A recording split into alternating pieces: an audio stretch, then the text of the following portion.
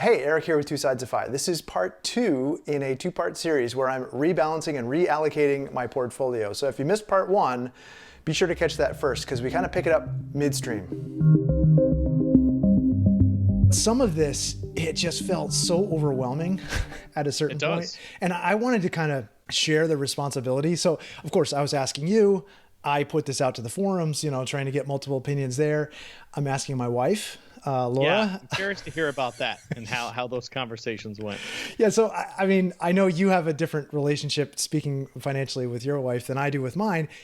Laura is generally, she wants to be a player and a decision maker. She wants to feel some agency there. She was in agreement that our portfolio felt too risky for the point in time where we were, but we couldn't decide what to buy. There was a lot of different, positions thrown out there on the post that I made, and I researched them and I was like, well, I don't know if one's better than another. And then I started looking at bond funds and I was like, well, what do you think about this, Laura? And what do you think about that? And what do you think? And she would come back with kind of a shrug almost. Mm-hmm. And I was like, I was starting to get annoyed. We're going to take a part of our portfolio that's bigger than anything we've ever spent in our life and turn it into something else. 30% of your portfolio, it's a lot of money. Yeah. And I felt like she should want to do the same level of research that I was doing. And she was just at a certain point, she says, well, it seems like all the research that I do, all the answers that I come up with, none of it is good enough for you. So why don't we just hire a financial advisor and get their take on it? And I was like, well, that's actually not a bad idea. She's right. If I'm really expecting professional answers, I should hire somebody. And to answer your question in such a really long roundabout way is why I chose simplicity over complexity. No, it makes perfect sense. I mean, a couple things come to mind. Number one, no two of us are wired exactly the same way. So I think it's completely normal that in a relationship, you're going to each bring your individual biases and your preferences and your, background to bear. I mean, Lori and I have, my wife and I have these discussions all the time. And, you're right. The hands-on versus hands-off split is a little different. But on the same note, I'm getting the feedback that, hey, maybe we should be considering why financial advisors are useful or not. So don't make it sound like, sort of there's no conflict here either. I think that's a normal thing to consider your expenses and decide what to do. Sure. But when it comes to bonds in particular, and I've done a lot of my own research in this area too, right? I mean, I'm all about, measure twice, cut once.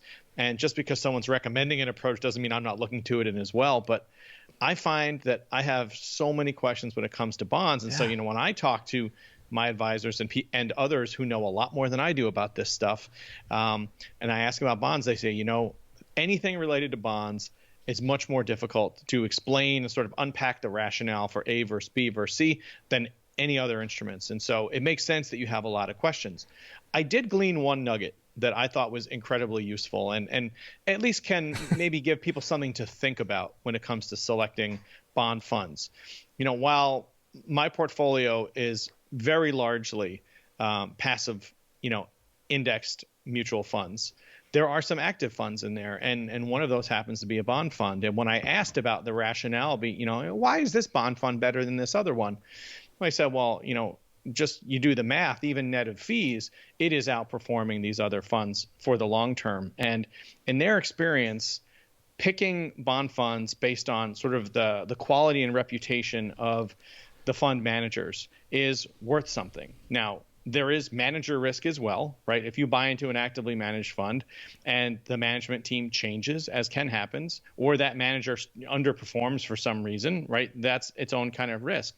But in their experience, people who are longer tenured, who have, this makes logical sense, but being longer tenured, not just showing sort of long-term results, but also being able to weather the different storms that come over time, the different types of market downturns, right? They're not all for the same reasons, is not a bad strategy to think about. So no one is saying actively managed bond funds are the only way to win the race here.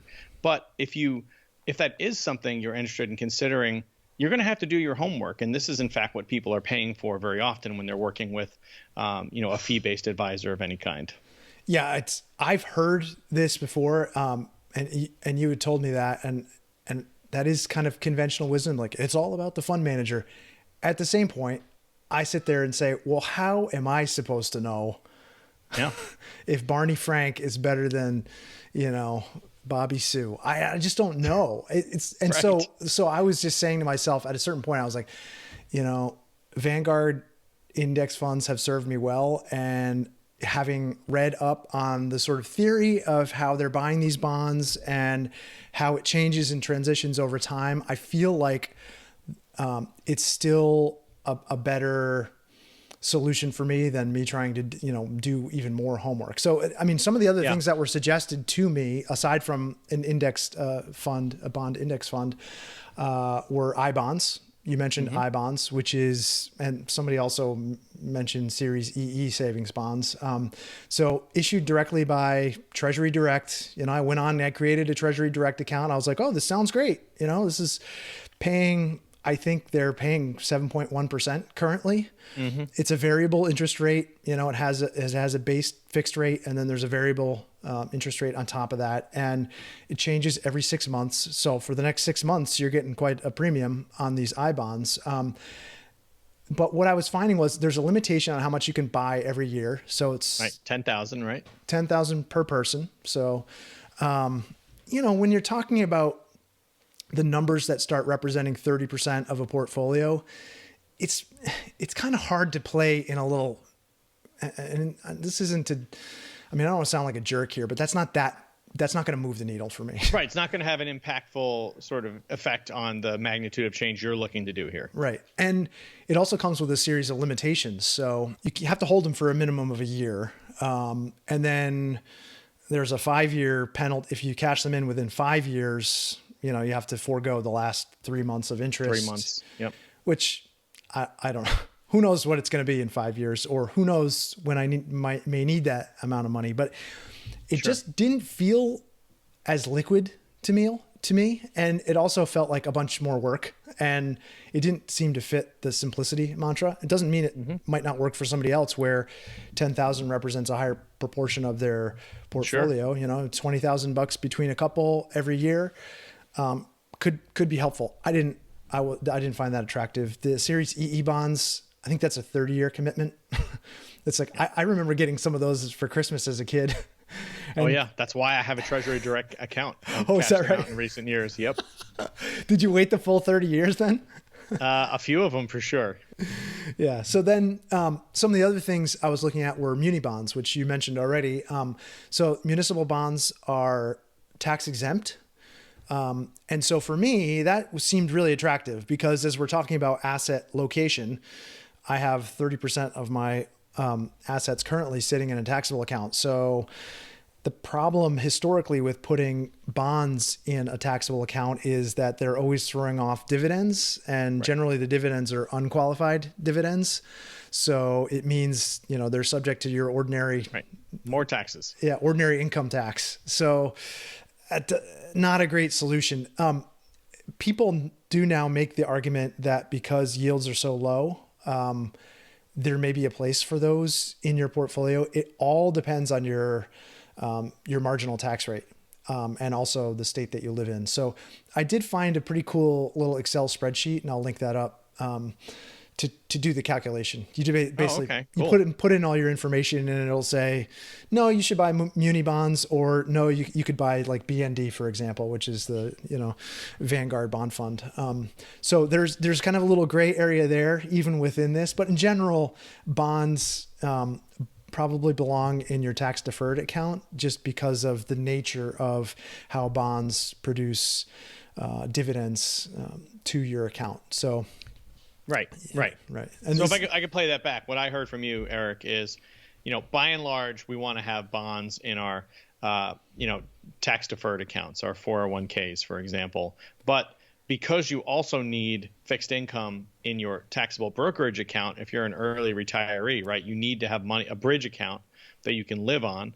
You also need to have a fixed income source in there, and that's where municipal bonds could fit in. That's right. Yeah, because they're providing you can, in a downturn, I can cash those muni bonds in, and they'll serve as a means for me not cashing out my stock positions. So it feels like it's it's serving that purpose. The harder part for me in unwinding that 100% stock position in my taxable account is I have to buy into it over time. I don't want to cash out stocks right now and take the capital gain on that. It just doesn't make sense from a tax standpoint. And because I could basically convert the money in my tax deferred accounts to achieve close to my allocation now, it made sense for me over time between now and 2024 to with my next series of buys. So I'm making buys every week into the account. I just start allocating that to say, I'm buying MUB, which is a municipal bond ETF, right in my taxable brokerage account. So I'm increasing the bond allocation in the taxable account over time. It doesn't happen very quickly at all.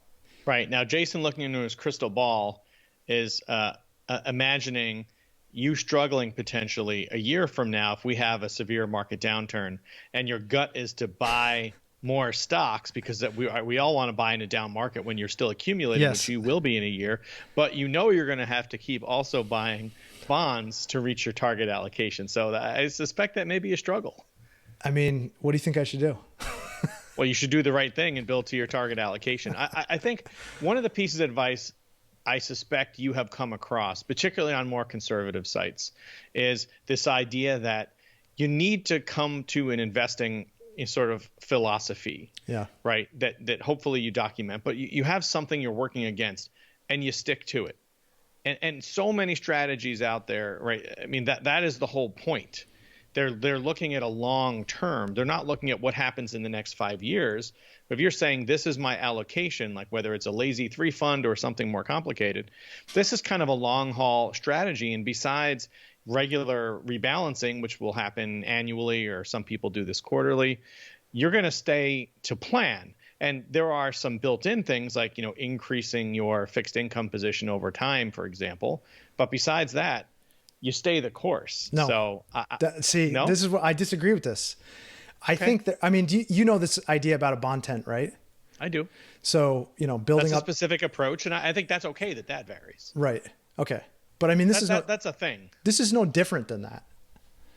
No, it's not. But I guess my point was, because let me restate what my position. No, it's good. I want to have the argument here. No, it's not an argument. I actually don't think we disagree. Okay. Well, you said, well, what should I do?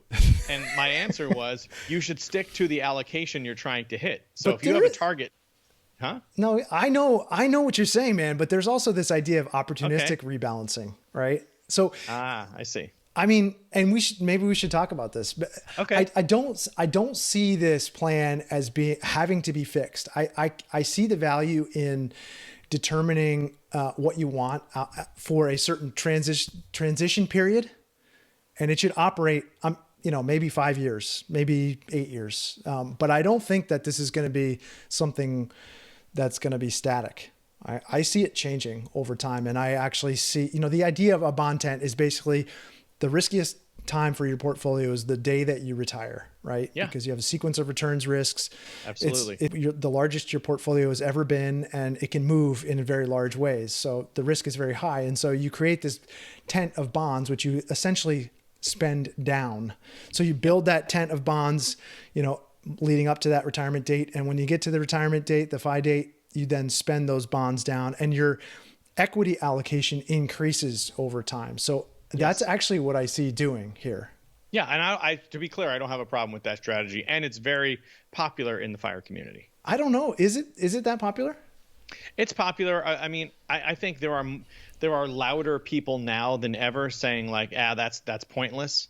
But when I think about some of the communities I spend time in, the Discord, for example, bond tents are still discussed as something people are planning to do. Okay. Yeah.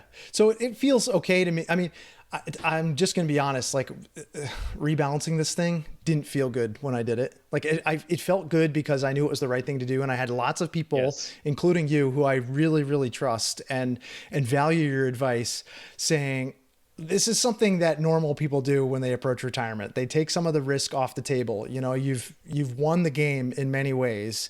So don't lose it in like the 9th inning here. And I appreciate that. But I also think to myself, there's still that kernel of my brain that says you're not making as much as you could.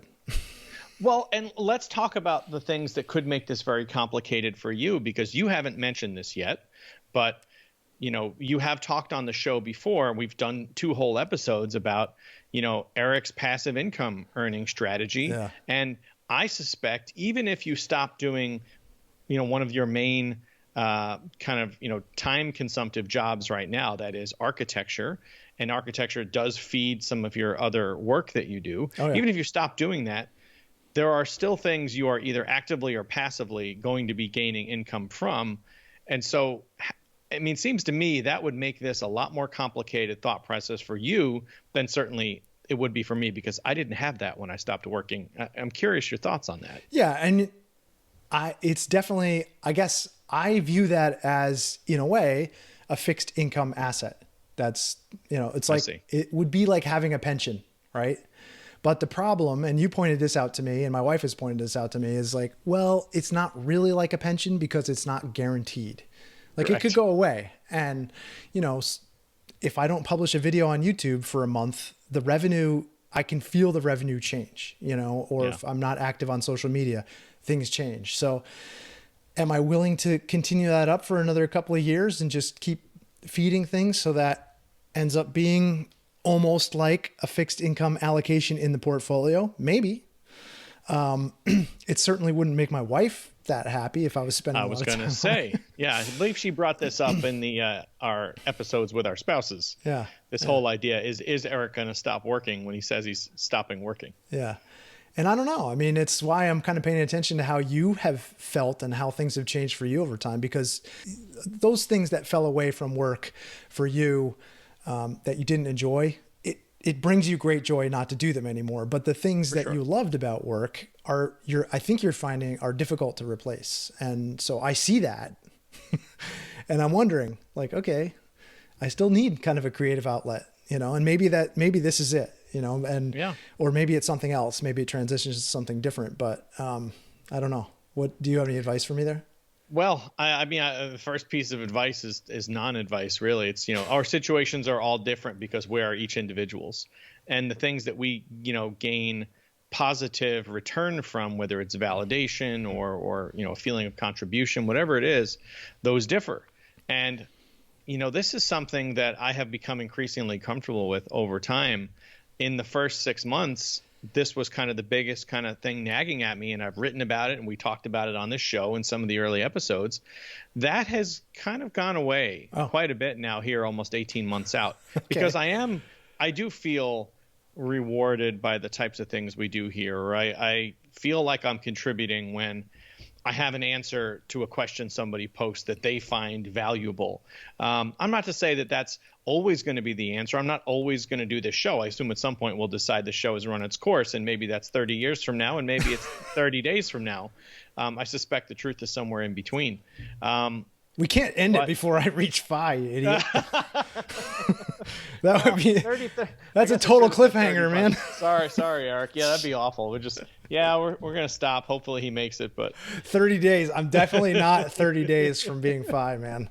All right. Appreciate that. What I really meant to say is, if there's one truism I've learned in my first, 18 months almost of being, post-retire early, is change is constant. So how you feel and what you're going to feel value from and what you feel is a gap is going to change over time. So it's not possible to predict it. I think you assess essentially, this is my opinion, you appear to have some kind of insurance policy that you already have revenue generation happening. And even if you decide to change the shape of it so that it takes less effort and maybe you focus on the things that truly bring you joy, even if they bring you less revenue than all the things do, that's something you do have access to. And that's a very positive thing. So knowing that, am I allowed to buy stocks next year when there's a big dip in the market? Yes. I feel like I am. I am not going to sit here and say, no, all your buys must only be in municipal bonds. I think that's kind of a crazy position. I'm not such a black and white person, even though, my risk tolerance is different than yours. And even in the sort of accumulation years was different. Nothing is black and white. And being able to capitalize on market downturns and while you're still buying is a great thing. Of course, I would never say zero. But just as we talked about in a much earlier episode, your FIRE plan, your post-retirement budget, and therefore your number assumes you don't have passive income. Yeah, that's So right. I think still driving towards the asset allocation you want is the right thing. You can change that glide path a little bit because you do have effectively some pretty big guardrails from your passive income business that I suppose even if you stop actively generating content will down ramp on its own. Yeah. It's not going to go to zero tomorrow when you stop. So Right. yeah, you've got some guardrails that not everybody has, but you don't want to rest on your laurels either. Yeah. No. How's that for a answer that's a semi-answer? Honest. Yeah. It's so this idea about mixing, should I be trying to replicate that asset allocation exactly in my taxable account versus my tax deferred? No, I don't think so. Okay. For me, it's just about thinking about probabilities, and this is my opinion on it. This isn't something I've kind of gotten from anybody else. So if I speak this poorly, this is on me, not somebody else. I think about what are likely events, right? How long are typical market downturns, and what form do they take, and how correlated or not are bonds and stock returns during different types of events. And so the kind of place I've settled on mentally is as long as I've got, let's call it, 12 to 18 months of cash. Some people would say 2 or 3 years. This is a difference of opinion. Plus a few years, maybe 2 or 3 years of fixed income that I can access, I'm going to be good. Okay. And so that means that right now my brokerage account has to reflect at least that. Yes. I've got to have cash somewhere to that tune we talked about, but I've also got to have municipal bonds or other things I could sell in that time. And so, yes, my percent allocation towards bonds is higher in my tax deferred accounts because I can't touch those still for another 11 years at this point. So yeah, I need to have that stuff there and ready when I need it. But in the meantime, I still want to, I don't want too large of a position is what I'm trying to say. I don't want too large of a position in my brokerage account in fixed income because I still want to be generating revenue. And it crowds out the advantage of having a taxable brokerage account and putting stocks in it is when you cash them in, hopefully you're going to be paying a lower tax rate on those long-term capital gains than you are, at your marginal tax rate, your ordinary tax rates. And it's these are the things that I start thinking, okay, well, I could get lost in the calculation. And so that's why my first pass was to say, okay, 70-30 allocation. I'm going to do it both in taxable. In both. Yeah. And pre-tax. But I like your idea about thinking about it in time horizons. Like, okay, if I get to a market downturn between 51 and 59 and a half, and it's 4 years, I need at least 4 years of cash on hand or cash equivalents, like fixed income stuff, right? Yeah. So, sorry, go ahead. Well, I was going to say that if you made it 3 years and the downturn's 4 years, then you're dipping into your stocks at absolutely the worst time. The worst time. So then I started thinking there is this concept about money is fungible, right? I mean, this is talked about all the time in the FIRE community. So if you have bonds in your tax deferred accounts, it doesn't mean you can't have access to them necessarily, right? I mean, you could sell your bonds in your tax deferred account, exchange them for stocks essentially, right? Sell your bonds, buy stocks, and do the reverse of that in your taxable account. Right. Well, and I think the other thing that makes this a complex question from a giving general kind of stating general opinions, and of course this isn't specific guidance, is individual circumstances vary so much, right? If you're somebody that has a much heavier tilt towards your brokerage account, maybe you're somebody that received a lot of equity or other things as a result of your job that ended up tipping the scales that way, well then the sort of percent representation of the different asset classes may differ substantially from what we're talking about here in your taxable brokerage account versus your tax advantaged account. So, it is difficult to say, well, what should I do with this? Because the answer is it depends. I guess the biggest lesson here is to really look at it through a different lens. Like you really have to be planning for, okay, this account has the following job and it needs to be able to do this. And therefore it needs to have assets like this in that account so I can actively do that job when I get to this point in Yes.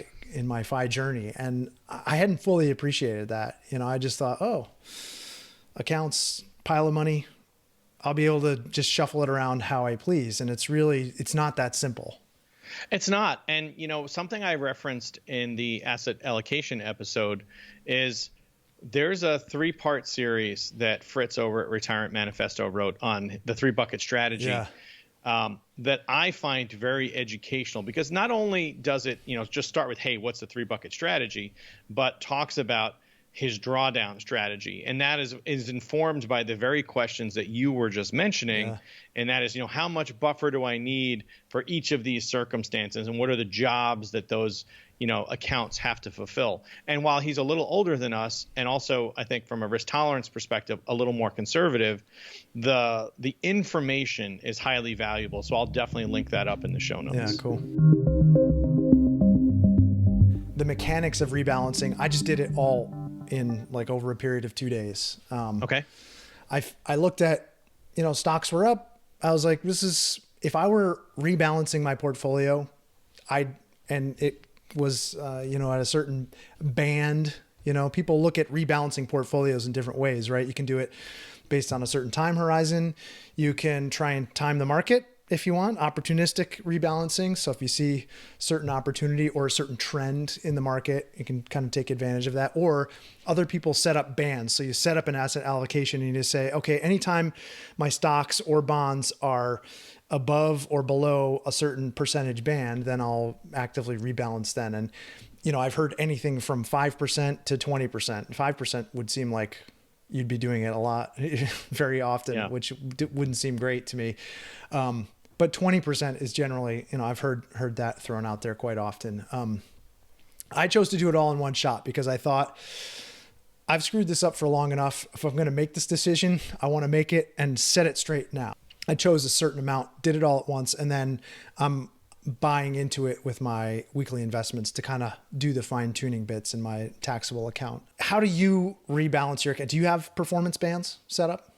No, I think effectively my portfolio, was modeled, long ago now. And we have, kind of our investing philosophy statement that we kind of work against. And quarterly, we're in there looking at it, just making sure nothing's kind of out of whack and that there's not some opportunity to take advantage of. But, any rebalancing that would need to happen would happen at that time. For me, I was so far out of whack. It just didn't seem to make sense to wait for some arbitrary date in the future. So no, do you think that was okay?